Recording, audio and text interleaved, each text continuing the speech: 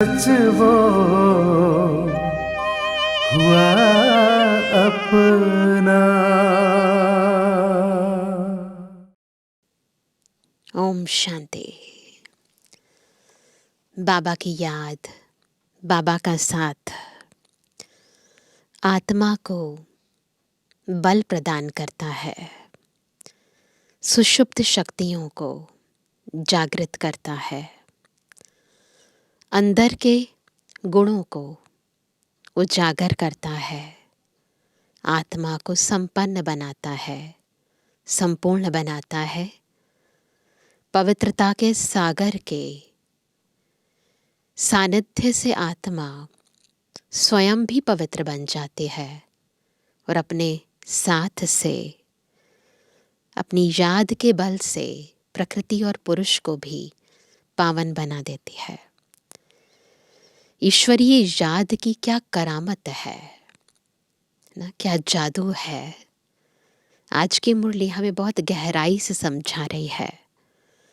ईश्वरीय याद कैसे मनुष्य से हमें देवतुल्य बनाती है, वो विधि क्या है और सिद्धियां क्या है, ये गहरा राज बता रही है। सुनते हैं बाबा के मधुर महावाक्य। आज है 1 तारीख और आज के दिन सभी गोवर्धन पूजा है, तो गोवर्धन पूजा भी मनाते हैं और ये यादगार है सहयोग की शक्ति का। कैसे हम सभी अपनी अपनी एक एक अंगुली से पवित्रता के बल से इस कलयुगी दुनिया रूपी गोवर्धन पर्वत को उठा रहे हैं।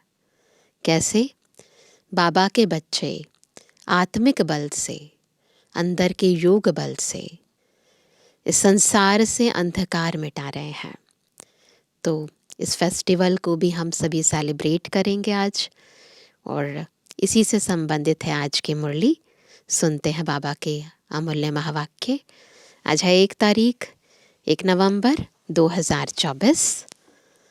बाबा के मधुर महावाक्य हैं। मीठे बच्चे, इस समय निराकार बाप साकार में आकर तुम्हारा श्रृंगार करते हैं। अकेला नहीं, है ना, अकेला नहीं कर सकते। ब्रह्मा बाबा में आकर बाबा हमारा श्रृंगार करते हैं। प्रश्न है, तुम बच्चे याद की यात्रा में क्यों बैठते हो? क्या मिलता है याद करने से? बहुत कुछ है।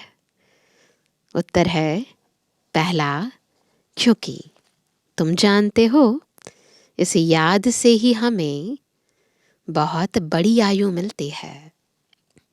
हम निरोगी बनते हैं, बड़ी आयु मिलती है और निरोगी बनते हैं। दूसरा, याद करने से हमारे पाप कटते हैं, हम सच्चा सोना बन जाते हैं।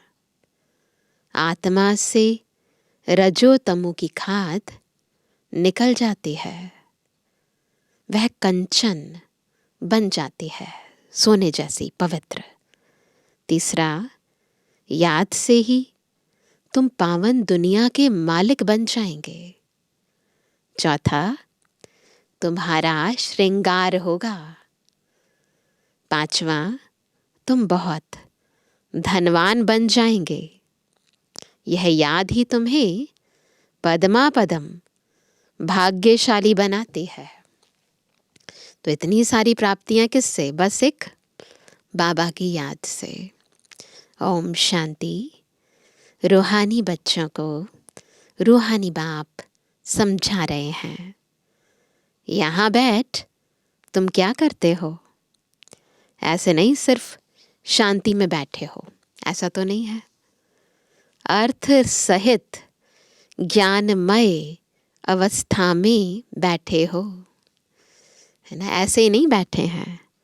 अर्थ सहित ज्ञानमय अवस्था में बैठे हैं, भक्ति मार्ग की तरह नहीं बैठे। तो तुम बच्चों को ज्ञान है, बाप को हम क्यों याद करते हैं? बाप हमको बहुत बड़ी आयु देते हैं। बाप को याद करने से हमारे पाप कट जाएंगे। हम सच्चा सोना सतो प्रधान बन जाएंगे। तुम्हारा कितना श्रृंगार होता है। तुम्हारी आयु बड़ी हो जाएगी। आत्मा कंचन हो जाएगी। अब आत्मा में खाद पड़ी हुई है, एलॉय पड़ी हुई है। याद की यात्रा से वह सब खाद जो रजो तमो की पड़ी है वह सब निकल जाएगी। कैसे? याद से ये सारी खाद रजो की तमो की निकल जाएगी। इतना तुमको फायदा होता है। फिर आयु बड़ी हो जाएगी। तुम स्वर्ग के निवासी बन जाएंगे और बहुत धनवान बनेंगे। तुम क्या बन जाएंगे और क्या बनेंगे? पद्मा पदम भाग्यशाली बन जाएंगे। थोड़ा भी नहीं, पद्मा पदम भाग्यशाली। इसलिए बाप कहते हैं मन मना भव, माम एकम याद करो। प्राप्ति किसको होनी है? हमें ही तो होनी है। याद बाबा दिला रहे हैं। तुम पद्मा पदम भाग्यशाली बन जाएंगे।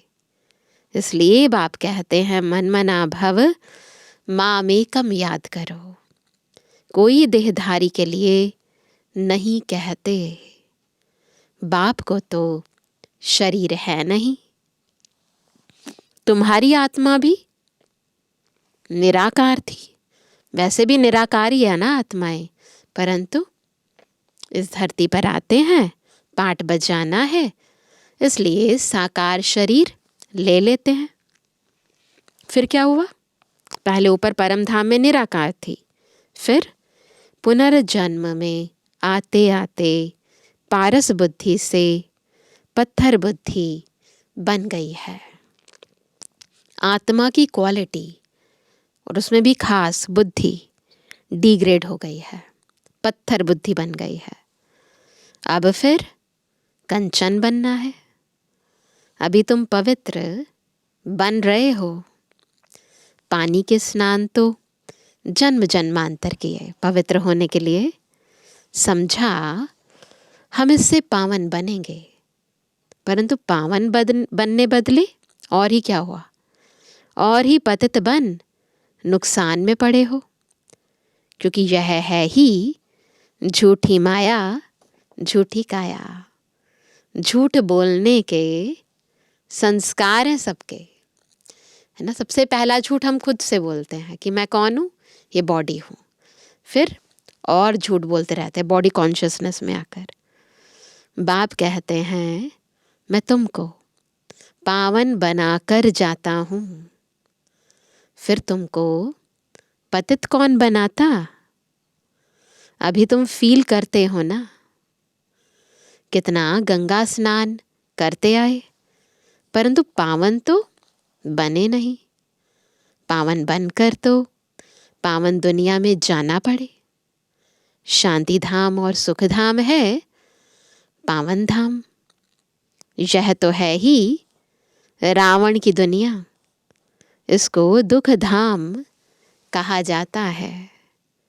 यह तो सहज समझने की बात है ना। इसमें कोई मुश्किलात ही नहीं, न किसको सुनाने में मुश्किलात है। जब कोई मिले तो सिर्फ यह बोलो, सिंपल, अपने को आत्मा समझ बेहद के बाप को याद करो। आत्माओं का बाप है परम पिता परमात्मा शिव। हर एक के शरीर का तो अलग अलग बाप होता है, आत्माओं का तो एक ही बाप है। कितना अच्छी रीति समझाते हैं, और हिंदी में ही समझाते हैं। हिंदी भाषा ही मुख्य है, बाकी भाषाओं में ट्रांसलेशन होती है। तुम पद्मा पदम भाग्यशाली इन देवी देवताओं को कहेंगे ना। सबसे ज़्यादा भाग्यशाली कौन है? देवी देवताएं। यह कितने भाग्यशाली हैं। यह किसको भी पता नहीं है कि यह स्वर्ग के मालिक कैसे बने। अभी तुमको बाप सुना रहे हैं। इस सहज योग द्वारा इस पुरुषोत्तम संगम पर ही यह बनते हैं। अभी है पुरानी दुनिया और नई दुनिया का संगम। फिर तुम नई दुनिया के मालिक बन जाएंगे। अब बाप सिर्फ कहते हैं 2 अक्षर अर्थ सहित याद करो। कौन से हैं वो 2 अक्षर? गीता में है मन मना भव। अक्षर तो पढ़ते हैं परंतु अर्थ बिल्कुल नहीं जानते। गीता पढ़ते हैं, उसमें ये अक्षर पढ़ते हैं मन मना भव मध्याजी भव, परंतु इसका अर्थ नहीं जानते। बाप कहते हैं मुझे याद करो, क्योंकि मैं ही पतित पावन हूँ और कोई ऐसे कह ना सके। कोई भी नहीं कह सकता साधु संत कि मुझे याद करो तो तुम्हारे पाप विनाश हो जाएंगे। बाप ही कहते हैं मुझे याद करने से तुम पावन बन पावन दुनिया में चले जाएंगे। पहले पहले तुम सतो प्रधान थे, फिर क्या हुआ? फिर पुनर्जन्म लेते लेते तमो प्रधान बने हो, है ना। अब 84 जन्म बाद फिर तुम नई दुनिया में देवता बनते हो। रचयिता और रचना दोनों को तुम जान गए हो। तो अभी तुम आस्तिक बन गए हो। तो आस्तिक की परिभाषा क्या है? आस्तिक वह है जो रचयिता और रचना का संपूर्ण ज्ञान जानता है। आगे जन्म जन्मांतर तुम नास्तिक थे। यह बात जो बाप सुनाते हैं वह कोई जानते ही नहीं। कहाँ भी जाओ कोई भी तुमको यह बातें नहीं सुनाएंगे। अभी दोनों ही बाप तुम्हारा श्रृंगार कर रहे हैं, शिव बाबा भी और ब्रह्मा बाबा भी। पहले तो बाप अकेले थे, है ना। पहले बाबा अकेला था, शरीर के बगैर था। शिव बाबा शरीर के बिना था। ऊपर बैठ तुम्हारा श्रृंगार कर ना सके। कहते हैं ना 12 यानी 1 और 2 मिलकर 12 होते हैं। तो बस शिव बाबा और ब्रह्मा बाबा मिले और देखो फिर कमाल हो गया। बाकी प्रेरणा व शक्ति आदि की बात नहीं। ऊपर से प्रेरणा द्वारा मिल ना सके। निराकार जब साकार शरीर का आधार लेते हैं तब तुम्हारा श्रृंगार करते हैं। समझते भी हैं बाबा हमको सुख धाम में ले जाते हैं। ड्रामा के प्लान अनुसार बाबा बंधायमान है। उनको ड्यूटी मिली हुई है। हर 5000 वर्ष बाद आते हैं तुम बच्चों के लिए। इस योग बल से तुम कितने कंचन बनते हो। कैसे बन जाते हैं? सोने जैसे पवित्र। आत्मा और काया दोनों कंचन बनती है, फिर छीछी बनती है। पहले पवित्र बन जाती है, फिर अपवित्र बन जाती है। अभी तुम साक्षात्कार करते हो। क्या साक्षात्कार करते हैं? इस पुरुषार्थ से हम ऐसा श्रृंगारा हुआ बनेंगे। तो साकार बाबा के टाइम पर ये बात क्लैरिटी से सभी बच्चे, क्योंकि उस समय तो ट्रांस का पार्ट भी बहुत था, तो देख कर आते थे। तो जैसे हमारे गरुड़ पुराण में लिखा है कि ये कर्म करेंगे तो ये सज़ा खाएंगे, तो वैसे ही बाबा भी साक्षात्कार कराते कि यदि ये पुरुषार्थ करेंगे तो ऐसा श्रृंगारा हुआ बनेंगे। तो अभी तो हमें क्लियर है, ज्ञान के तीसरे नेत्र से क्लियर है कि हम जैसे जैसे पुरुषार्थ करेंगे उस अनुसार फिर हम सतयुग में देवी देवता बनेंगे, वो पद पाएंगे। वहाँ क्रिमिनल आई होती नहीं। श्रृंगारे हैं, परंतु किसी की आई जो है वो क्रिमिनल नहीं है ना। गलत नजरों से कोई किसी को नहीं देखता, विकारी दृष्टि से नहीं देखता, तो भी अंग सब ढके हुए होते हैं। यहां तो देखो, छी बातें रावण राज्य में सीखते हैं। लक्ष्मी नारायण को देखो, ड्रेस आदि कितनी अच्छी है। यहां सब है देह अभिमानी, उन्हों को देह अभिमानी नहीं कहेंगे, उन्हों की नेचुरल ब्यूटी है। बाप तुमको ऐसा कैसा बनाते हैं? नेचुरल ब्यूटीफुल बनाते हैं, है ना। लक्ष्मी नारायण नेचुरल ब्यूटीफुल है। आजकल तो सच्चा जेवर कोई पहन भी नहीं सकता है, कोई पहने तो उनको ही लूट जाए। वहां तो ऐसी कोई बात नहीं, इसीलिए सब पूरा सोना हीरे जवाहरात सब पहनते हैं। ऐसा बाप तुमको मिला है, इन बगैर तो तुम बन ना सको। बहुत कहते हैं हम तो डायरेक्ट शिव बाबा से लेते हैं, परंतु वह देंगे ही कैसे ना। बिना बॉडी के तो बाबा भी नहीं देते ना। भल कोशिश करके देखो, डायरेक्ट मांगो, देखो मिलता है। ऐसे बहुत कहते हैं हम तो शिव बाबा से वर्षा लेंगे, ब्रह्मा से पूछने की भी क्या दरकार है ना। ब्रह्मा बाबा से ईर्ष्या करते थे ना जो, तो ऐसा कहते थे। शिव बाबा प्रेरणा से कुछ दे देंगे। अच्छे अच्छे पुराने बच्चे, उनको भी माया ऐसे चक पहन लेती है, यानी काट लेती है ना। एक को मानते हैं, परंतु एक क्या करेंगे? शिव बाबा को मानते हैं, ये माया है। एक्चुअली ये भी माया का रूप है कि हम शिव बाबा को मान रहे हैं परंतु ब्रह्मा बाबा को नहीं मान रहे, तो पिता को मान रहे हैं परंतु माँ को नहीं मान रहे, तो फिर बच्चे कैसे बनेंगे?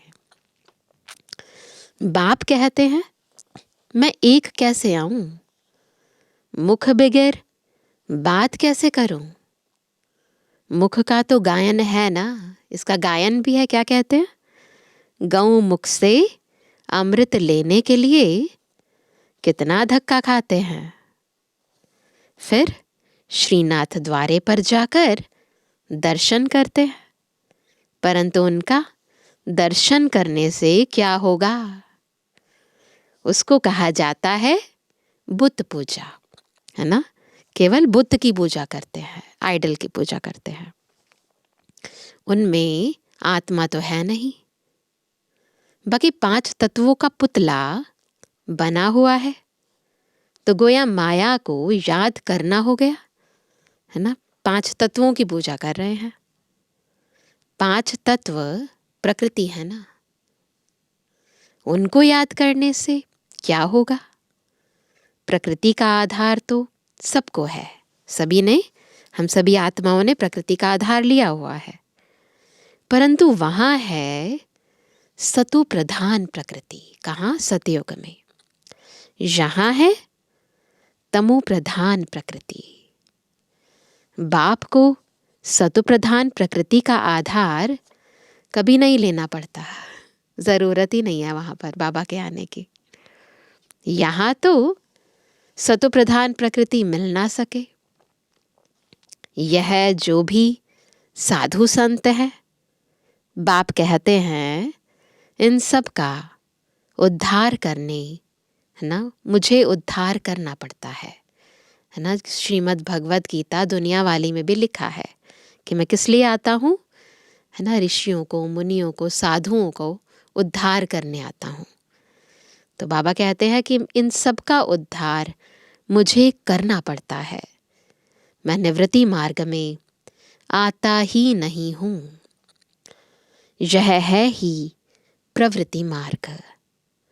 सबको कहता हूँ एक ही बात बाबा कहते हैं, पवित्र बनो, वहाँ तो नाम रूप आदि सब बदल जाता है। तो बाप समझाते हैं, देखो यह नाटक कैसा बना हुआ है। एक के फीचर्स ना मिले दूसरे से। इतने करोड़ों हैं, सबके फीचर्स अलग। कितना भी कोई कुछ करे तो भी एक के फीचर्स दूसरे से मिल ना सके। ट्विंस के भी ना एग्जैक्ट फीचर्स नहीं मिलते, है ना। इसको कहा जाता है कुदरत वंडर। स्वर्ग को वंडर कहा जाता है ना। कितना शोभनिक है। माया के 7 वंडर, बाप का है एक वंडर। वह 7 वंडर्स तराजू के एक तरफ रखो और यह एक वंडर दूसरे तरफ में रखो तो भी यह भारी हो जाएगा। स्वर्ग के वंडर के सामने इस दुनिया के सारे वंडर्स कुछ भी नहीं है। एक तरफ ज्ञान, एक तरफ भक्ति को रखो तो ज्ञान का तरफ बहुत भारी हो जाएगा। ज्ञान में पावर है, भक्ति में पावर नहीं है। इसीलिए तो भक्ति में गिरते आए। ज्ञान से सद्गति हो जाती है। तो बाबा कहते हैं अभी तुम समझते हो भक्ति सिखलाने वाले तो ढेर हैं, ज्ञान देने वाला एक ही बाप है। तो बाप बैठ बच्चों को पढ़ाते हैं और क्या करते हैं, आज की मुरली के आधार पर श्रृंगार करते हैं।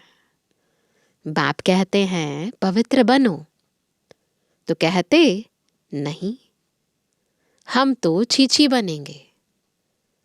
गरुड़ पुराण में भी विषय वैतरणी नदी दिखाते हैं ना।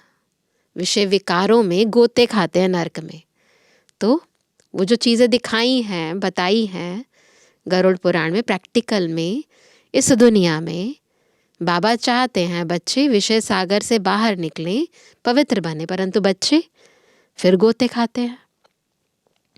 बिच्छू, टिंडन, सर्प आदि सब एक दो को काटते रहते हैं। तो ये विकार काटते रहते हैं। बाप कहते हैं तुम कितने निधन के बन जाते हो। निधन के यानी जिसका कोई धनी धोरी नहीं है। तो बिल्कुल जैसे माँ बाप के बिना बच्चे होते हैं ना, तो बिगड़ जाते हैं, लड़ते हैं, झगड़ते हैं। तुम बच्चों को ही बाप समझाते हैं। बाहर में कोई को ऐसा सीधा कहो तो बिगड़ जाए। बड़ा युक्ति से समझाना होता है। कई बच्चों में बातचीत करने का भी अक्ल नहीं रहता। छोटे बच्चे एकदम इनोसेंट होते हैं, इसलिए उनको महात्मा कहा जाता है। कहाँ श्री कृष्ण महात्मा, कहाँ यह सन्यासी निवृत्ति मार्ग वाले महात्मा कहलाते हैं। वह है प्रवृत्ति मार्ग। वह कभी भ्रष्टाचार से पैदा नहीं होते। उनको कहते ही हैं श्रेष्ठाचारी। अभी तुम श्रेष्ठाचारी बन रहे हो। बच्चे जानते हैं यहाँ बाप दादा दोनों इकट्ठे हैं। यह ज़रूर श्रृंगार अच्छा ही करेंगे। हाँ, साकार मुरली है तो मधुबन में बाप दादा से मिलना, है ना। फिर जब बाबा से मिलते हैं तो ज्ञान रत्न, ज्ञान के आभूषणों से अपना श्रृंगार करते हैं। तो ये ज़रूर श्रृंगार अच्छा ही करेंगे। सबके दिल होगी ना जिन्होंने इन बच्चों को ऐसा श्रृंगार कराया है, तो हम क्यों ना उनके पास जाए, है ना। तो सेवा स्थानों पर बहनें ज्ञान सुनाती हैं तो फिर सबको खिंच होती है कि जिन्होंने इनको ऐसा बनाया है हम भी उनके पास जाए, हम भी ऐसे बन जाए। तो बाबा कहते हैं इसलिए तुम यहाँ आते हो रिफ्रेश होने, दिल कशिश करती है बाप के पास जाने, है ना। मन करता है ना बाबा के पास आए, वैसे भी मधुबन कशिश करता है।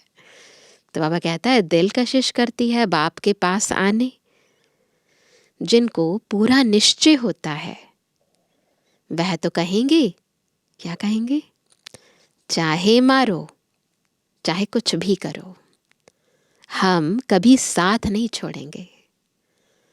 कोई तो बिगर कारण भी छोड़ देते हैं, यह भी ड्रामा का खेल बना हुआ है। फारकती व डाइवोर्स दे देते हैं। बाप जानते हैं यह रावण के वंश के हैं।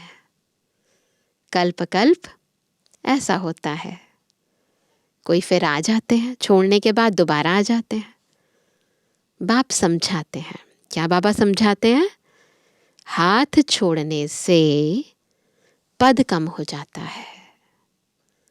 सम्मुख आते हैं, प्रतिज्ञा करते हैं, हम ऐसे बाप को कभी नहीं छोड़ेंगे, परंतु फिर क्या होता है, माया रावण भी कम नहीं है, झट अपनी तरफ खींच लेती है। फिर सम्मुख आते हैं तो उनको समझाया जाता है। बाप लाठी थोड़ी लगाएंगे, समझाएंगे ज्ञान से, बाकी मारेंगे थोड़ी, इसलिए आना चाहिए ना। बाप तो फिर भी प्यार से ही समझाएंगे, तुमको माया ग्रह खा जाता, अच्छा हुआ जो बचकर आ गए। माया मगरमच्छ की तरह है, पूरा कच्चा चबा जाती है।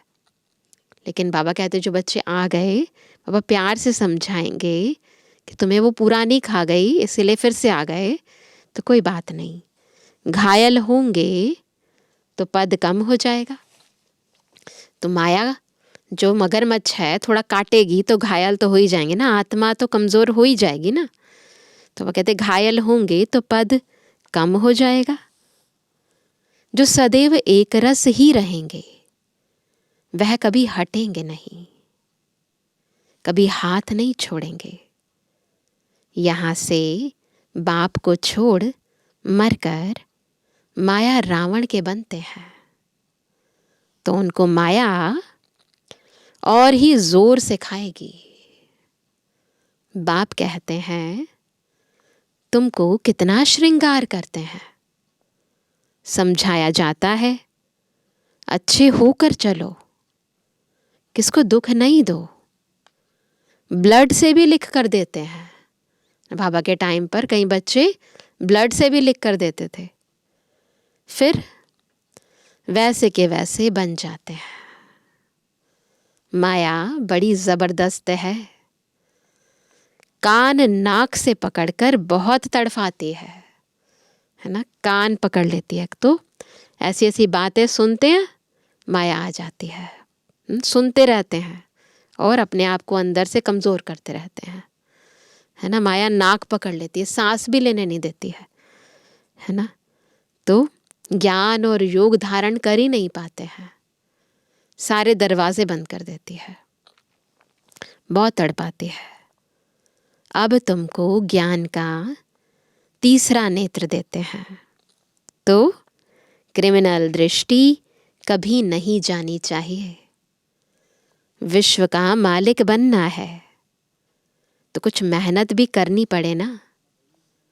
अब तुम्हारी आत्मा और शरीर दोनों तमो प्रधान है, खाद पड़ गई है। इस खाद को भस्म करने के लिए बाप कहते हैं मुझे याद करो। तुम बाप को याद नहीं कर सकते हो, लज्जा नहीं आती है, ऐसा कहने से भी लज्जा नहीं आती है कि हम अपने बाप को ही याद नहीं कर पाते हैं। याद नहीं करेंगे तो माया के भूत तुमको हप कर लेंगे। तुम कितना छीछी बन गए हो। रावण राज्य में एक भी ऐसा नहीं जो विकार से पैदा ना हुआ हो। वहाँ यानी सतयुग में इस विकार का नाम नहीं, रावण ही नहीं, रावण राज्य होता ही है द्वापर से। पावन बनाने वाला एक ही बाप है। बाप कहते हैं, बच्चे यह एक जन्म ही पवित्र बनना है, फिर तो विकार की बात ही नहीं होती। वह है ही निर्विकारी दुनिया। तुम जानते हो, यह पवित्र देवी देवता थे, इसी दुनिया में थे और पवित्र देवी देवता थे। फिर 84 जन्म लेते लेते नीचे आए हो, है ना। वही देवी देवता, वही आत्माएं 84 जन्म लेते लेते नीचे आए हैं। अब हैं पतित, तब पुकारते हैं, शिव बाबा हमको इस पतित दुनिया से छुड़ाओ। अभी जब बाप आए हैं तब तुमको समझ पड़ी है कि यह पतित काम है। पहले नहीं पता था ये पतित काम है। विकारों में जाना पतित काम नहीं समझते थे, अब पता चला है। बाबा ने हमें पतित और पावन का यथार्थ अर्थ बताया है। आगे नहीं समझते थे क्योंकि तुम रावण राज्य में थे। अब बाप कहते हैं सुखधाम चलना है तो छीछी बनना छोड़ो। जो छीछी है, ये जो विकार हैं, है ना, ये अपवित्रता ही हमारे अंदर के दुख और अशांति का कारण है। छोड़ो, पवित्र बनो तो सुखी और शांत बनेंगे। आधा कल्प तुम छीछी बने हो, सिर पर पापों का बहुत बोझा है और तुमने गाली भी बहुत दी है। एक तो अपना बोझा अपने कर्मों का, फिर उसके बाद बाबा की भी निंदा करी, है ना। बाप को गाली देने से बहुत पाप चढ़ जाते हैं। यह भी ड्रामा में पार्ट है। गाली देना, पाप का खाता बढ़ाना, ये भी ड्रामा में पार्ट है। तुम्हारी आत्मा को भी 84 का पार्ट मिला हुआ है, वह बजाना ही है। हर एक को अपना पार्ट बजाना है। फिर तुम रोते क्यों हो? इसमें रोने की क्या बात है? सतयुग में कोई रोता नहीं। फिर ज्ञान की दशा पूरी होती है तो वही रोना पीटना शुरू हो जाता है ना। जैसे सतगुरु की दशा पूरी हुई, आत्मा कमजोर हो गई, रोना पीटना शुरू हो जाता है। मोह जीत की कथा भी तुमने सुनी है। वो जो बताते हैं राजा की साधु के पास गया तो उसे यकीन ही नहीं था कि कोई ऐसा राज्य हो भी सकता है जहाँ सारे मोह जीत हो।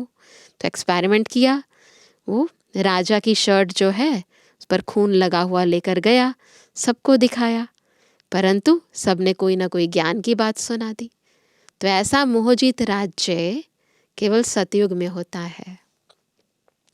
तो बाबा कहते वो कथा भी सुनी है, मोहजीत की कथा भी तुमने सुनी है। यह तो एक झूठा दृष्टांत बनाया है। वो तो ऐसे ही दृष्टांत एग्जाम्पल देने के लिए बनाया है, बाकी प्रैक्टिकली ऐसे कोई होता नहीं है। सतयुग में कोई की अकाले मृत्यु होती नहीं। मोहजीत बनाने वाला तो एक ही बाप है, हमें आत्मिक स्थिति में टिकाते हैं। तो देह में, देहधारियों में, वस्तुओं में मोह खत्म हो जाता है।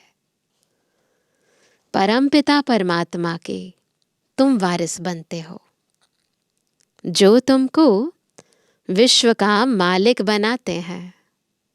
अपने से पूछो, हम आत्माएं उनके वारिस हैं? अंदर झांक कर चेक करो कि हम आत्माएं बाबा के वारिस हैं। बाकी जिस्मानी पढ़ाई में क्या रखा है?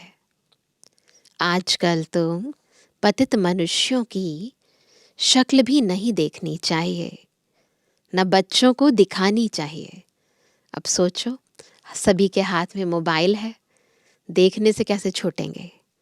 परंतु बाबा कहते हैं देखते हुए भी ना देखो, है ना, आत्मा को देखो, देह को देखो ही नहीं। बुद्धि में हमेशा समझो हम संगम युग पर हैं, एक बाप को ही याद करते हैं और सबको देखते हुए नहीं देखते हैं। हम नई दुनिया को ही देखते हैं, हम देवता बनते हैं, उस नए संबंधों को ही देखते हैं। पुराने संबंध को देखते हुए नहीं देखते हैं।